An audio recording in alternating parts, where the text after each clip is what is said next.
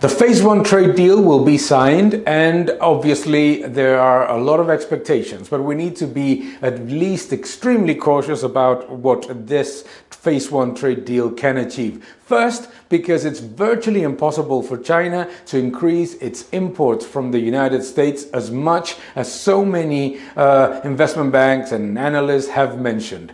Fundamentally, because if we look at the inventory data in China, and if we look at the growth data in China, what is pretty evident is that China has not been importing less than what it needs, even less so that it has been importing in a different way. There is all the evidence that China has been importing quite a lot more than what they actually need for their economy, because inventories in most of those products that are subject to the trade deal are actually rising.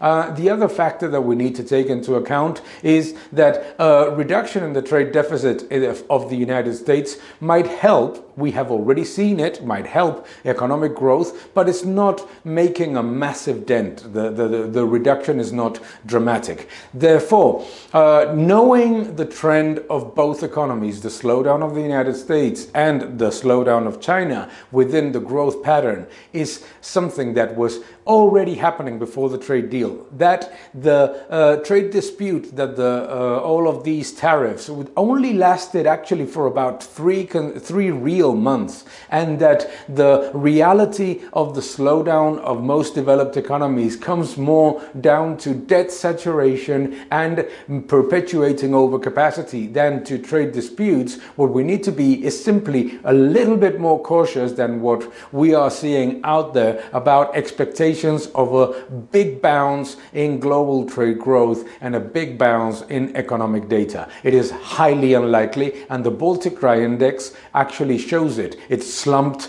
dramatically at the beginning of January.